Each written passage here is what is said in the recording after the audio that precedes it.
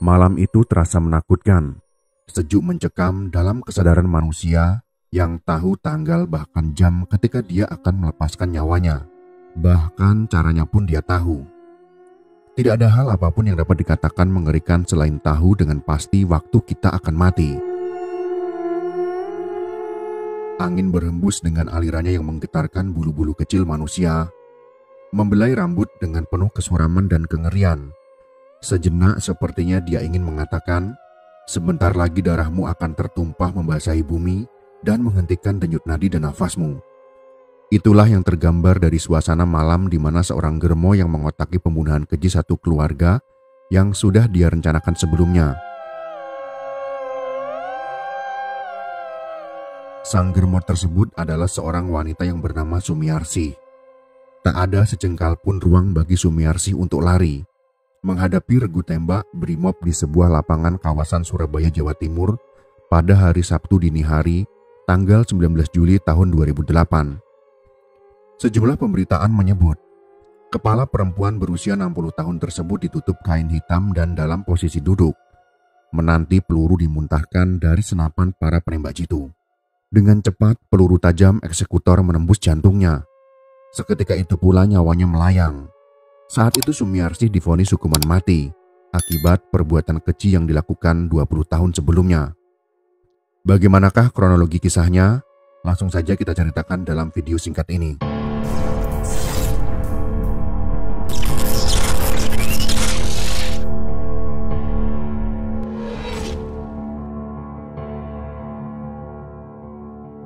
Kisah mengerikan ini berawal dari perantauan, sebuah proses yang biasa dalam kehidupan masyarakat kita.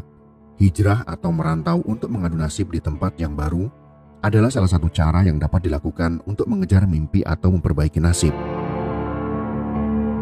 Demi memperbaiki kehidupan keluarganya di Jombang, Jawa Timur, Sumiarsi muda hijrah ke Jakarta pada awal 1970-an. Mulanya ia bekerja di sebuah warung. Namun penghasilan dari bekerja di warung tersebut tentunya tidaklah bisa membuatnya menjadi sukses atau setidaknya membuat kehidupannya menjadi lebih baik. Lalu ia pun diajak seorang teman untuk mencari peruntungan di sebuah klub malam di kawasan Ancol, Jakarta Utara.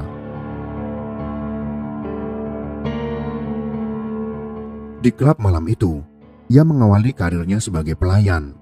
Kemudian naik jabatan menjadi hostess, yaitu perempuan yang menerima, menjamu dan menghibur tamu yang datang ke klub malam tersebut.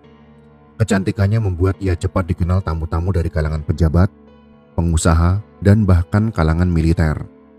Ia lalu pindah-pindah klub malam di Jakarta dan akhirnya memutuskan menjadi wanita panggilan kelas atas karena dia merasa menjadi wanita panggilan, apalagi oleh orang-orang yang berduit, membuatnya bisa memperoleh uang yang sangat banyak dan tentunya mimpinya untuk memperbaiki kehidupan menjadi semakin mungkin terwujud. Singkat cerita, menurut jurnalis Ita Siti Nasyiah di buku Mami Ros, Jual Diri ke Mucikari sampai Eksekusi Mati, cetakan tahun 2008. Setelah menikah dengan duda asal Malang, Jawa Timur, Jais Adi Prayitno, akrab disapa Prayit, Sumiarsi membuka rumah bordil Wisma Happy Home di kawasan prostitusi terbesar di Asia Tenggara, yaitu Gang Doli, Surabaya, pada awal tahun 1975. Kecantikan pekerja seks komersial atau PSK di Happy Home membuat rumah bordil itu laris. Happy Home menurut Ita dalam bukunya kerap dikunjungi kalangan militer. Salah satunya adalah Letnan Kolonel Marinir Purwanto yang saat itu punya jabatan mentereng sebagai Kepala Primer Koperasi Angkatan Laut atau Primkopal di Pangkalan Angkatan Laut Ujung, Surabaya. Hubungan Sumiarsi dan Purwanto semakin dekat. Kehadiran Purwanto yang tadi pelanggan setia dianggap sebagai pelindung usaha esek-eseknya. Purwanto pun tertarik bekerja sama dengan Sumiarsi.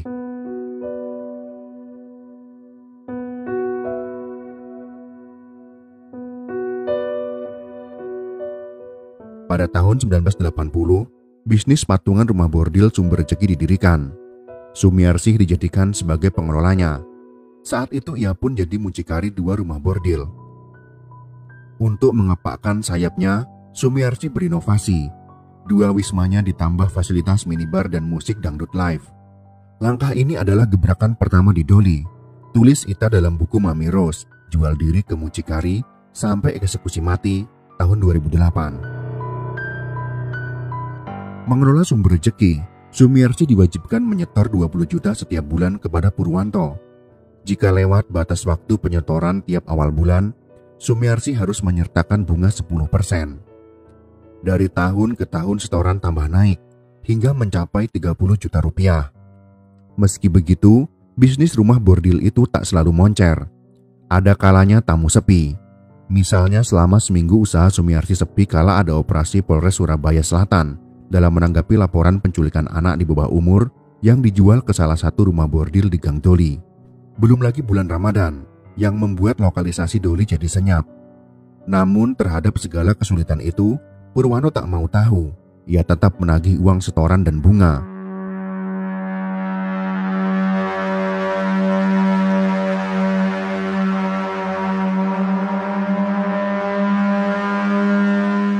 Menurut Ita yang menulis buku Memiros Jual Diri ke Mucikari sampai eksekusi mati, kurang lebih seminggu setelah Sumiarsi dieksekusi mati, perlakuan Purwanto ternyata yang membuat sang mucikari menyimpan dendam.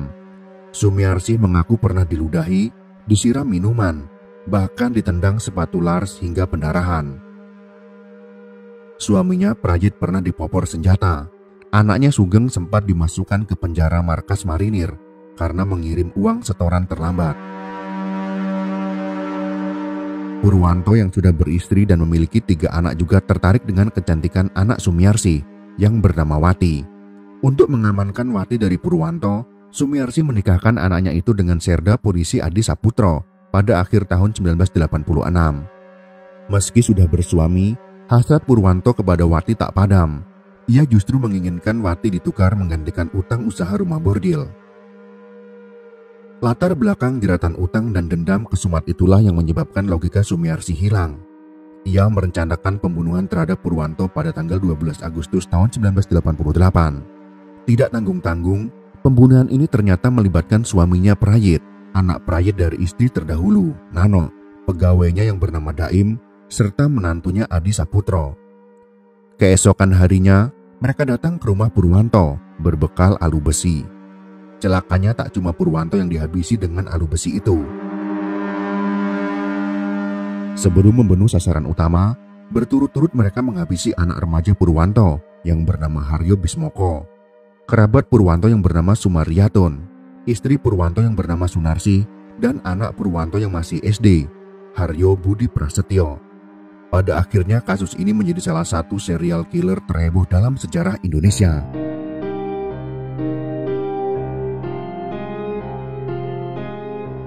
Dalam sidang di Pengadilan Negeri Surabaya pada Februari tahun 1989, Sumiarsi dan Prayit divonis hukuman mati karena perbuatannya, sementara Daim dan Nano dihukum penjara seumur hidup.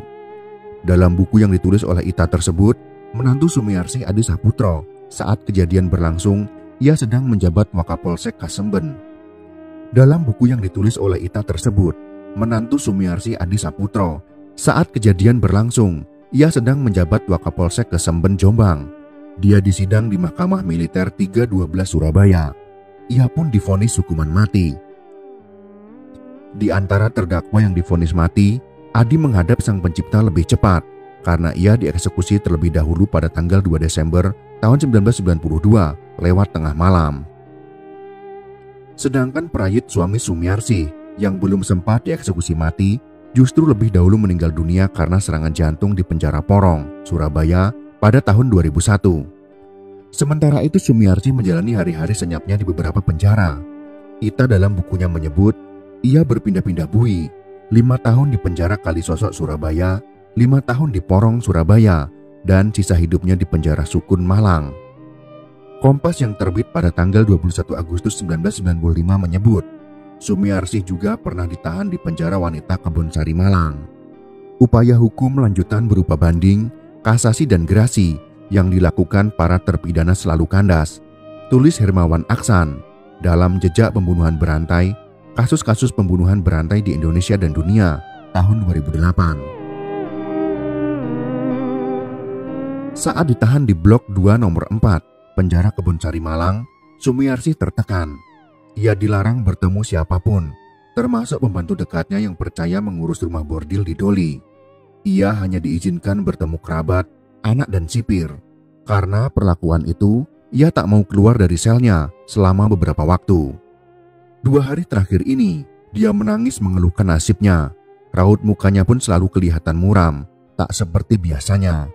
Kata seorang narasumber kepada Kompas tanggal 21 Agustus tahun 1995. Tak jelas mengapa larangan itu diterapkan. Sumiarsi juga tak diizinkan mengikuti acara yang berlangsung di ruang pertemuan Lembaga Permasyarakatan Wanita. Larangan itu diduga kuat karena permohonan gerasinya kepada Presiden Soeharto ditolak.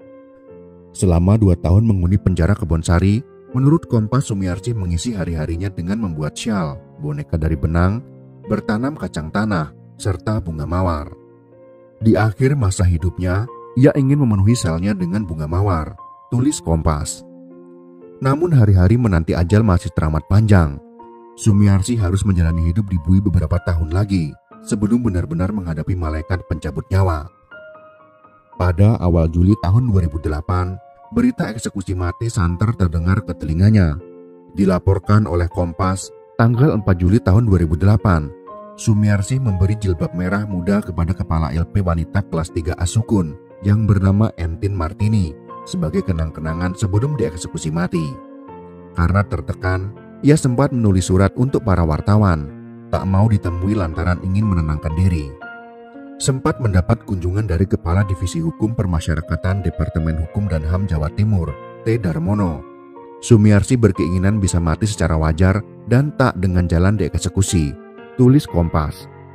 Hermawan menulis, banyak orang tak habis pikir mengapa proses pelaksanaan hukuman mati bagi Sumiarsi sangat lama. 20 tahun menghabiskan waktu di penjara merupakan penantian yang amat panjang. Ada yang mengatakan bahwa Sumiarsi dan Sugeng menjalani 2 hukuman, yaitu penjara 20 tahun dan hukuman mati, tulis Hermawan lagi. Sastrawan Gunawan Muhammad juga menyayangkan Sumiarsi tetap dieksekusi mati, meski sudah bertobat dan meminta maaf kepada keluarga korban. Permintaan maafnya pun sudah diterima oleh keluarga korban pembantaian Sumiarsi. Akan tetapi hukuman mati tetap dijalankan sebagaimana yang sudah divoniskan kepadanya 20 tahun yang lalu. Sumiarsi pun akhirnya menghembuskan nafas terakhirnya pada tanggal 19 Juli tahun 2008 dini hari, akibat peluru tim eksekutor dari Brimob yang menembus tepat di jantungnya.